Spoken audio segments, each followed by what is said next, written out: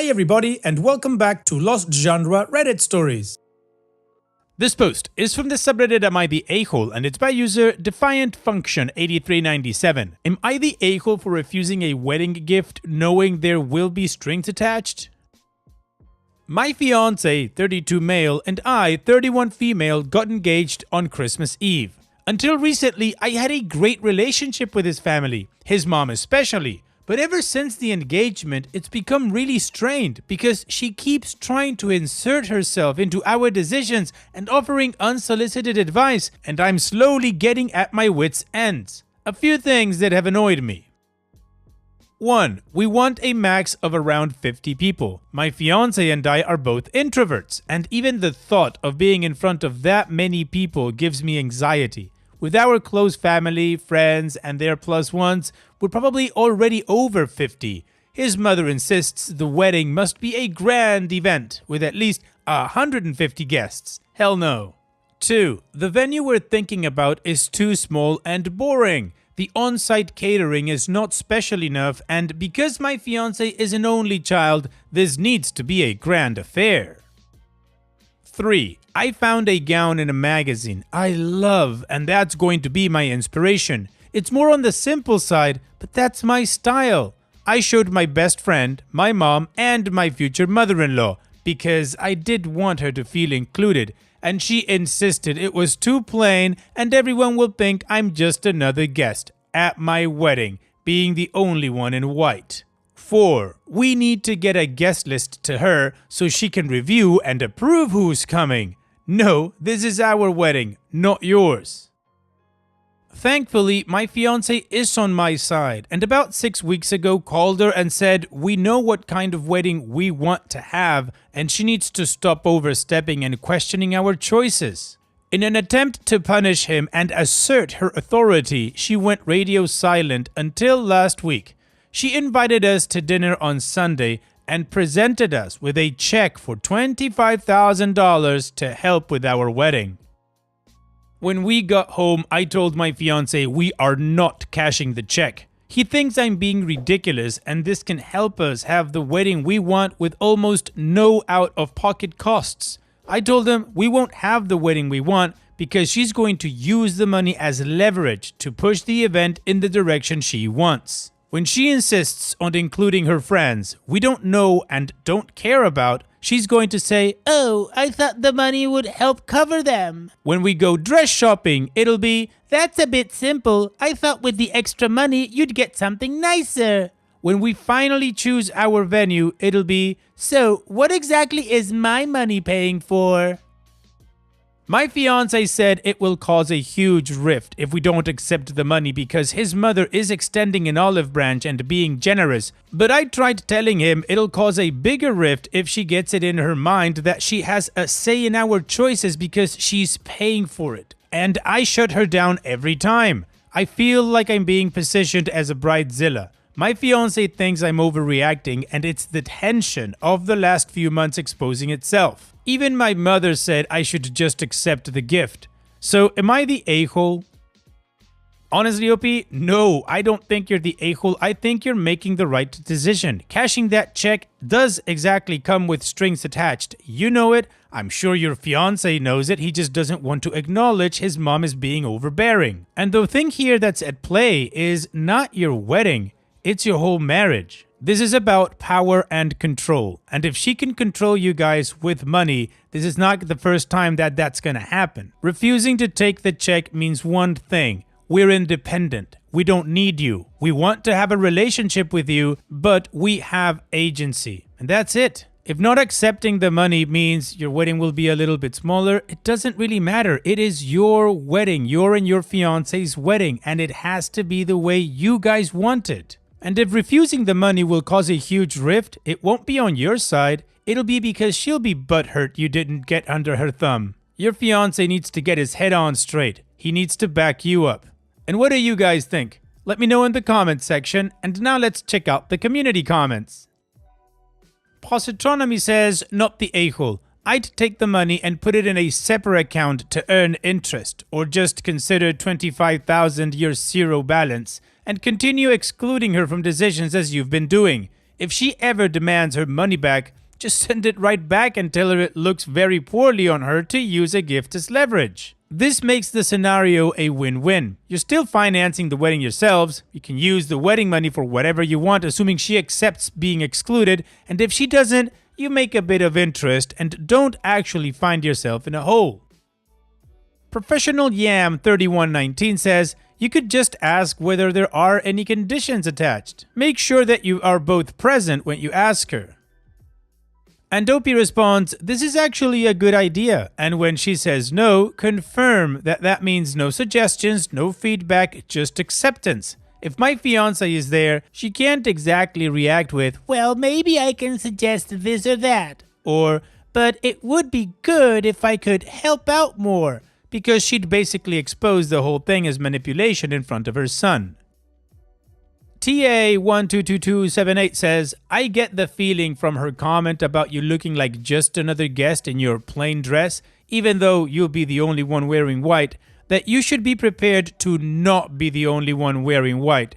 Mother-in-law is going to show up looking like she's there to marry her baby boy. Gross. Your husband sounded like he was not going to be a mama's boy at first, but alas, he caved. And you are completely right.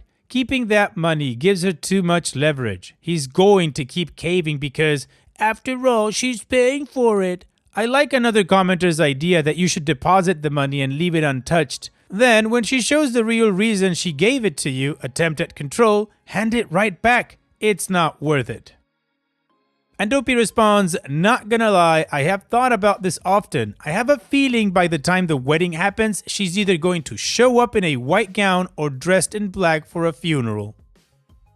Space Cowboy 157 says, okay, so let me just say, $25K can be a huge help for the down payment on the house or straight up buy a brand new car. You can just blow her and her opinions off and think, ha ha ha, you are helping me pay for my house and you don't know it. I'm just saying, unless the two of you are wealthy, $25K can go a long ways. And Dopey responds, I'm a social worker, my partner is a teacher. It will definitely go a long way, but I just feel like she's being manipulative and I'm allowing it. And Just Me 518 says, not the a-hole, but here is how you can get through to your fiance. Accept the money, deposit the check into a savings account opened just for that purpose, and do not touch it. And then every single time she does what you already know she is going to do, look your fiancé in the eye and wink.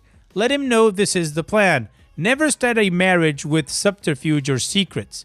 And tell him, this is no harm, no foul. If things play out the way you say they will, great. We have recouped our losses and I will be the fool. If they play out the way I say they will, we give her back the money on the third time she inserts herself where she is not wanted. Alright, the community agrees OP is not the a-hole, and I really like that first comment. That's a really smart idea. Just deposit the money, get the gains, and give it back if she wants it. And now let's move on to the update to see how this story ends.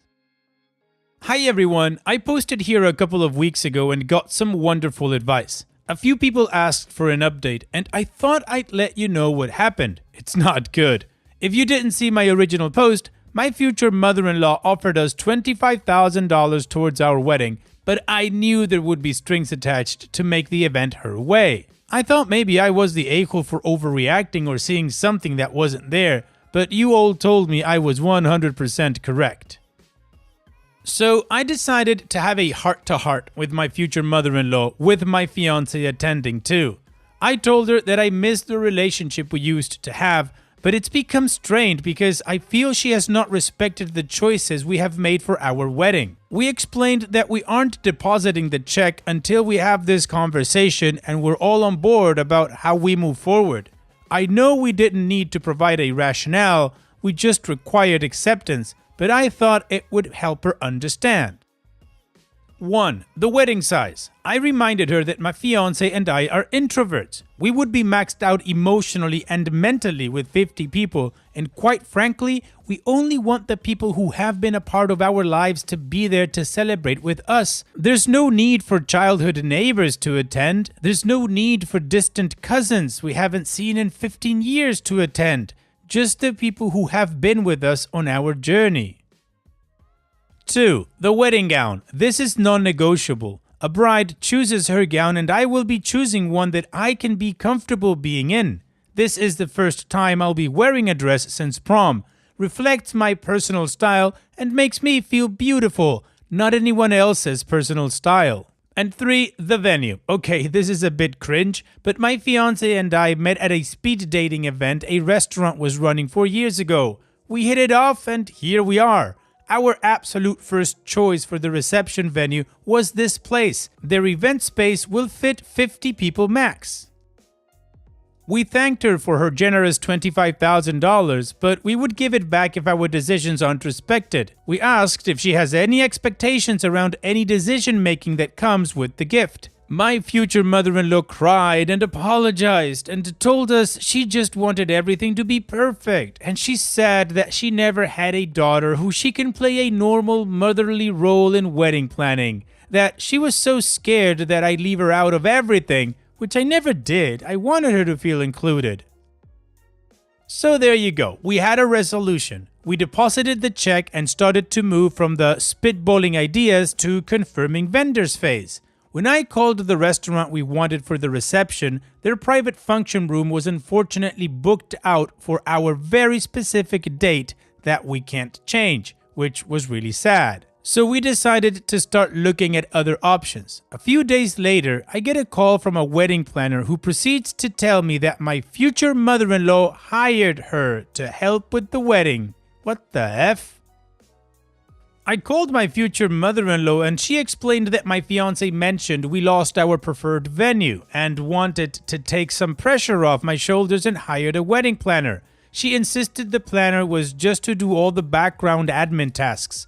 Okay, I decided to give her the benefit of the doubt. I'm not sure why a wedding planner is needed for a small wedding or why they'd even bother taking the job. But if my future mother-in-law wants to spend her money on making things a little easier for me, that's fine. I met with the planner twice, described our vision for the wedding, and she said she's put together some bookings to view venues, taste cakes, etc. Here's where the crap hits the fan.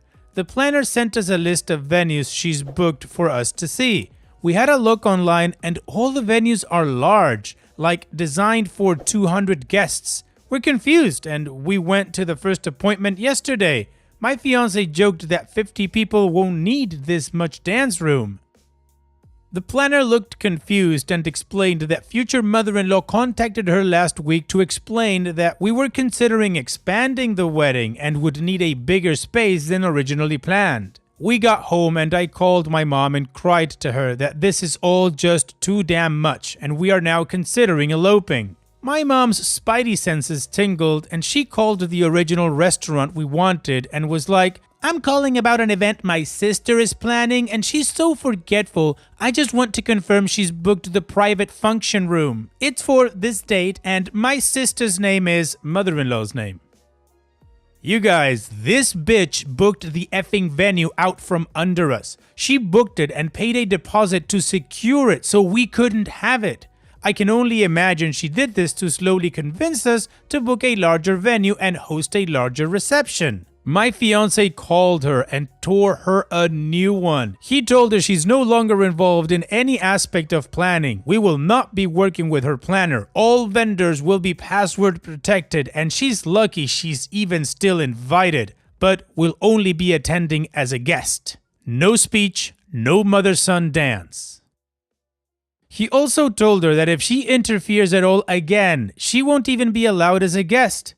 We transferred the money back to her account. I told him I'm going no contact. I don't really want her there, but I will be polite on our wedding day because I don't want drama. But then I'm back to no contact for good. He is 100% backing me up. Unless she releases the booking, the restaurant we wanted won't be an option. I doubt she'd extend the olive branch and do so. I kinda wish I didn't find that out. That felt like the twisting of the knife. But it was also the thing that really opened my eyes. The money feels too dirty and we don't want her to even be able to say she helped out with the wedding. I look forward to the day after when I never have to see her again. She tried playing the long game and lost very quickly. Honestly, I understand why people warned me that wedding planning brings out the worst in people. I really loved and respected this woman and always thought she'd make a wonderful grandmother to any future children. Now, she will never know them. Maybe I'll be more forgiving in the future, but I am livid right now. She apparently cried when she was demoted. I asked my fiancé if it was the same tears she cried when she promised she wouldn't interfere. He told me she just kept saying that she wanted the best for us and to have the perfect wedding. That shortly became her admitting that she thought our choices and my taste was crappy and she needed to save us the embarrassment. Talk about digging your hole deeper. Well, OP, at least now you really know the type of person that she is. And so does your future husband. Hopefully she doesn't create any drama for you guys at the wedding. And here's wishing you both the best, OP. Thanks so much for sharing and take care. This post is from the subreddit Petty Revenge and it's by user EveryTradition1745. My dad's revenge on a trucking company. My dad told me a story from when he was in his 20s. This was around the time that switchboard operators were recently phased out and automated systems were taking over to allow for direct dialing. This happened when he was back in his home country, but I will put it in the context of North American phone numbers and cities. My dad's pharmacy and a truck business in a different city had the same last 7 digits of the phone number. Area codes weren't a thing when the switchboard system was in place. You would just call the switchboard office, talk to the operator, and give them the 7-digit phone number and the city, and they would connect you. When they started phasing it out, they started adding area codes to the beginning of the numbers so that the call could automatically be directed to the appropriate phone in the appropriate city. For example, Dad's Pharmacy in Toronto, 416-555-5555.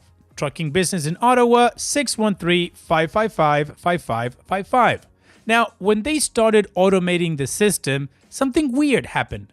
If someone dialed both 555-5555 and 416 and the 5s, they would both go to the pharmacy in Toronto. And so my dad started getting around 20 calls a day at his pharmacy from people who just dialed the 7 digits without the area code and were hoping to connect to the trucking business. My dad would tell them the correct number to call and did this for a week, hoping the calls would slow down. When they didn't slow, he called the Ottawa number and told the owner what was happening. Paraphrased. The trucking business owner says, "Well, this isn't my fault. There is something messed up in the telephone system." My dad goes, "Yes, I understand, but you should still let your people know the right number to call. It's become an annoyance for me, and none of this is my fault either.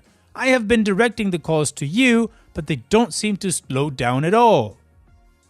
The owner says, "I don't care. I'm not going to tell my workers anything." My dad goes, "In that case, you'll be losing some business." And the owner says, "Fish, you can't do anything," and hangs up. After that, anytime a call for the trucking business came to the pharmacy, my dad would tell them to do the opposite of what they'd been told. A trucker calls to ask about directions for his pickup. Dad would tell him that the order got canceled and come back with an empty truck.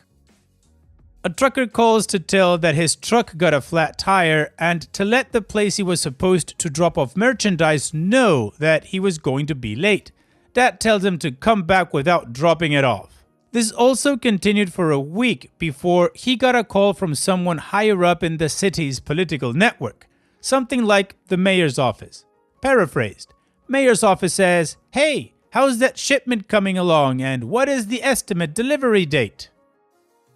My dad swears a bunch, tells the man calling to F off. "Who do you think you are talking to me like this? I don't want to hear from you again."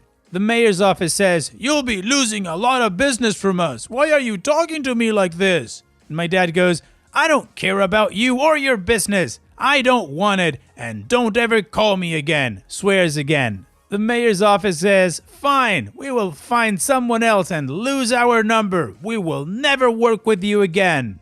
And the call stopped the very next day. Nice, OP. Your dad's a legend. I guess that trucking company got a slice of just desserts. Thanks so much for sharing. And that's it for today's video. Thank you so much for taking the time to watch it. Now, if you've gotten to this point in the video, I assume that you like these stories that I'm reading out, so here are a couple more that you might enjoy. And if you don't have any time to watch another story right now, save it for later, and also, don't forget to hit that subscribe button.